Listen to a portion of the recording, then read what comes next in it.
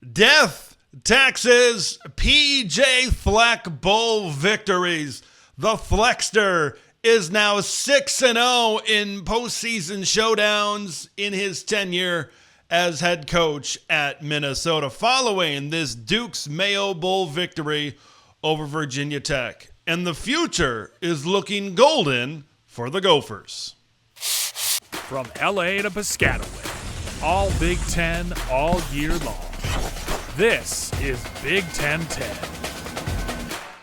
You know, coming into this matchup, Minnesota had a fair amount of impact players that were out. So there was a little bit of a question how this team was going to come out and perform. And they came out and they performed really well. Look, was it the most exciting game in the world? No. The excitement certainly comes after the game when PJ Fleck gets that tub of mayo dumped on him, which was absolutely incredible, absolutely exciting, as anticipated. Like when you take a look at some of the players that were out, Daniel Jackson, Justin Wally, Cody Lindenberg, Ja Joyner, Ariante Ursery, like these are big impact guys for Minnesota this season. So for some of these second teamers, for some of these younger guys to be able to step up and do what they were able to do in this game really shows where this Minnesota program is headed. And this is a lot of, now in today's day and age, this is a lot of what these bowl games are about, is to see, hey, what did the youth of some of these programs look like? Who's going to be able to step up, right? You get all these bowl practices to be able to be on the first team and get those extra practice reps, and then you get that 60 minutes of game time. Minnesota, and I'm going to cover this at the end of this reaction, I really love the future for the Minnesota Golden Gophers right now. Let's dive into this specific matchup. It started a little bit shaky, kind of like the beginning of the season did with Dragan Kesic missing some field goals. Special teams maybe rearing their ugly head for Minnesota, but as we know, that certainly wasn't the way that this game was going to go. It could quickly turn back in the other direction for the Golden Gophers. Yeah, it did not start off, right, with Virginia Tech going down there and scoring and the missed field goal, but great job, PJ Fleck, rallying the troops and getting Minnesota certainly back on track. Let's start first with their offensive balance.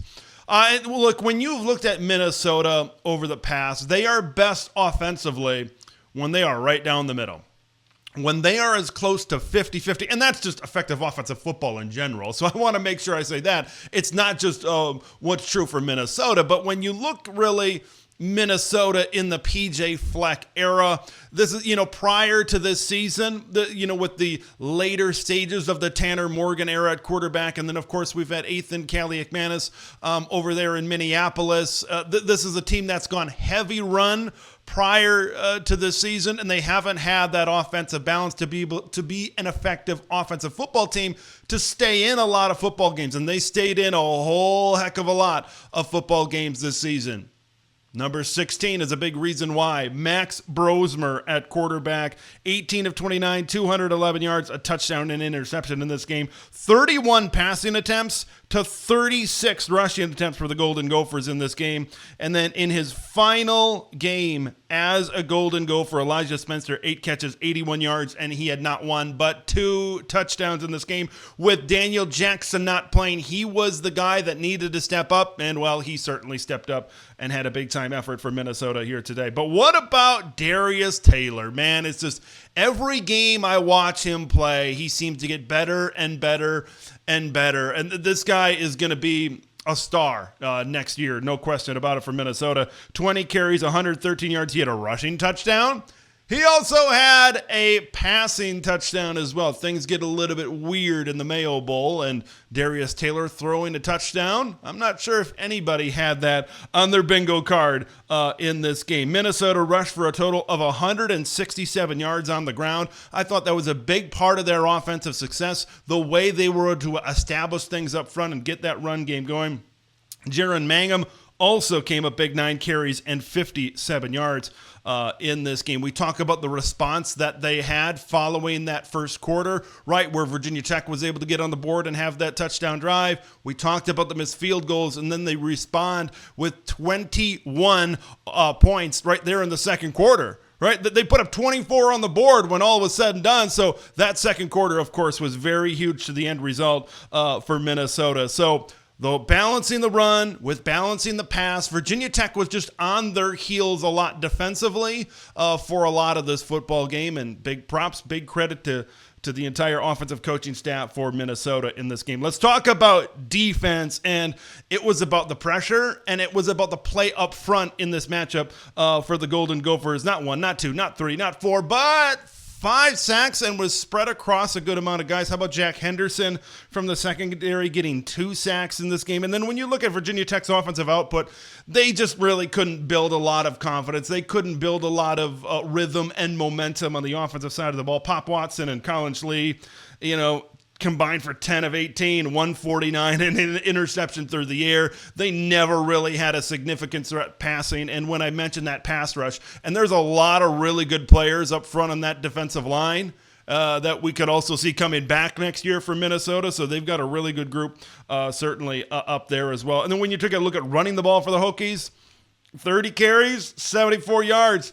That's 2.5 yards a pop. When you throw it for 149 and you run it for 2.5 yards a carry, that's a pretty good defensive formula for Minnesota. You're not going to win a lot of football games if you're the Virginia Tech Hokies when you put up those kinds of offensive numbers. So big props defensively to Minnesota. This is kind of the game that they wanted to play, right? They wanted to play a balanced attack on offense, and they wanted to shut Virginia Tech down on defense. There's a lot of promise, I think, with the future of this defense, especially you saw the young guys in the secondary. Of course, Coy Parrish gets a lot of attention, as he certainly should. Kerry Brown certainly made some plays in this game. He was a freshman back there as well. If you are a Minnesota Golden Gopher fan, you got to be feeling very good about this 2024 season. 8-5 when all is said and done. You were competitive against Michigan. You were competitive against Penn State, right? You were competitive in a lot of these football games this season. The only game that really got away from Minnesota, right, was that Iowa game where Caleb Johnson in the second half, he just kept on running it, and they ran it all over Minnesota in Minneapolis to take back the pig. But this was a team that I thought was very, very competitive, and that says a lot about what PJ Fleck is doing. I think PJ Fleck is one of the most underrated coaches in all of college football. Like, when you take a look at what he's done since taking over, right, he's been able to produce an 11-win season, a couple of 9-win seasons. This is an 8-win season. I mean, he's winning 9 games. I know the year before this was a little bit of a step back, but what he's been able to do, getting his teams ready and preparing them for these postseason games and winning these bowl games and building the momentum into the offseason certainly says a lot. And they're doing really good things in the transfer portal this cycle as well. There's a lot to be excited about. They got to get things figured out at quarterback. That's the big question, I think, going forward for Minnesota. But the investment from their NIL collective, Dinkytown Athletes, is very clear that it is there. It is very clear that they want to be able to retain players, and they want to be able to go out and get good players in the transfer portal. They are certainly going in the right direction at Minnesota. Minnesota is one of those programs. When we got into this Power 2 era, when we got into an NIL era, when we got into a transfer portal era, well, what's going to happen with the Minnesotas of the world? But they've done a really good job adapting. And it starts at the top with PJ Fleck setting the tone for what he wants this program to be. And I think Minnesota is in a position, a really good position, as a matter of fact, to possibly be the surprise team of the Big Ten in 2025. And a big part of that is going to be because of, number one, who they got coming back in the backfield, of course, in Darius Taylor. So Minnesota getting another bowl win. Chalk one off, a successful end to the 2024 season for the Minnesota Golden Gophers. What are your thoughts on this bowl game, and what are your thoughts on the future for Minnesota Golden Gopher football? Leave that in the comments below. I'm Big Ten Ted. We'll see you in the next one. Thanks for watching Big Ten Ted, where it's all Big Ten all year long. Make sure to like the video to spread the word of Big Ten Ted to the masses, and subscribe to the channel for updates on Big Ten content that drops every day.